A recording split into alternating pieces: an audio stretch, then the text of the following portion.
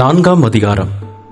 அன்றியும் சகோதரரே, நீங்கள் இன்னின்ன பிரகாரமாய் நடக்கவும் தேவனுக்கு பிரியமாயிருக்கவும் வேண்டுமென்று நீங்கள் எங்களால் கேட்டு ஏற்றுக்கொண்டபடியே அதிகமாய் தேரும்படிக்கு கர்த்தராகிய இயேசுவுக்குள் உங்களை வேண்டிக் கொண்டு புத்தி சொல்லுகிறோம். கர்த்தராகிய இயேசுவினாலே நாங்கள் உங்களுக்கு கொடுத்த கட்டளைகளை அறிந்திருக்கிறீர்களே. நீங்கள் பரிசுத்தம் உள்ளவர்களாக வேண்டுமென்பதே தேவனுடைய சித்தமாயிருக்கிறது. அந்தப்படி நீங்கள் வேசி மார்க்கத்துக்கு விலகியிருந்து தேவனை அறியாத அஞ்ஞானிகளைப் போல மோக இச்சைக்குட்படாமல் உங்களில் அவனவன் தன் தன் சரீர பாண்டத்தை பரிசுத்தமாயும் கனமாயும் ஆண்டு கொள்ளும்படி அறிந்து, இந்த விஷயத்தில் ஒருவனும் மீறாமலும் தன் சகோதரனை வஞ்சியாமலும் இருக்க வேண்டும். முன்னமே நாங்கள் உங்களுக்கு சொல்லி சாட்சியாக எச்சரித்தபடியே இப்படிப்பட்ட விஷயங்கள் எல்லாவற்றையும் குறித்து கர்த்தர் நீதியை சரிக்கட்டுகிறவராயிருக்கிறார்.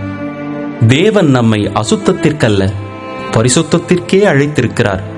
ஆகையால் அசட்டை பண்ணுகிறவன் மனுஷரை அல்ல, தமது பரிசுத்த ஆவியை நமக்கு தந்தருளின தேவனையே அசட்டை பண்ணுகிறான். சகோதர சிநேகத்தை குறித்து நான் உங்களுக்கு எழுத வேண்டுவதில்லை. நீங்கள் ஒருவரிலொருவர் அன்பாயிருக்கும்படிக்கு தேவனால் போதிக்கப்பட்டவர்களாயிருக்கிறீர்களே. அந்தப்படி நீங்கள் மக்கெதோனியா நாடெங்கும் உள்ள சகோதரர் எல்லாருக்கும் செய்து வருகிறீர்கள்.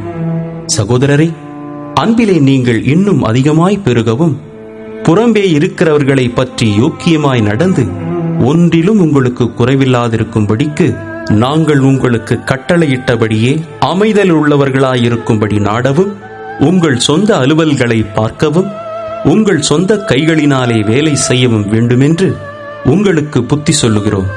அன்றியும் சகோதரரே, நித்திரை அடைந்தவர்களின் நிமித்தம் நீங்கள் நம்பிக்கையற்றவர்களான மற்றவர்களைப் போல துக்கித்து அறிவில்லாதிருக்க எனக்கு மனதில்லை. இயேசுவானவர் மரித்து பின்பு எழுந்திருந்தார் என்று விசுவாசிக்கிறோமே. அப்படியே இயேசுவுக்குள் நித்திரை அடைந்தவர்களையும் தேவன் அவரோடே கூட கொண்டு வருவார். கர்த்தருடைய வார்த்தையை முன்னிட்டு நாங்கள் உங்களுக்கு சொல்லுகிறதாவது, கர்த்தருடைய வருகை மட்டும் உயிரோடு இருக்கும் நாம் நித்திரை அடைந்தவர்களுக்கு முந்திக் கொள்வதில்லை. ஏனெனில் கர்த்தர் தாமே ஆரவாரத்தோடும் பிரதான தூதனுடைய சத்தத்தோடும் தேவ எக்காலத்தோடும் வானத்திலிருந்து இறங்கி வருவார். அப்பொழுது கிறிஸ்துவுக்குள் மரித்தவர்கள் முதலாவது எழுந்திருப்பார்கள். பின்பு உயிரோடு இருக்கும் நாமும் கர்த்தருக்கு எதிர்கொண்டு போக மேகங்கள் மேல் அவர்களோடே கூட ஆகாயத்தில் எடுத்துக் கொள்ளப்பட்டு இவ்விதமாய் எப்பொழுதும் கர்த்தருடனே கூட இருப்போம். ஆகையால் இந்த வார்த்தைகளினாலே நீங்கள் ஒருவரையொருவர் தேற்றுங்கள்.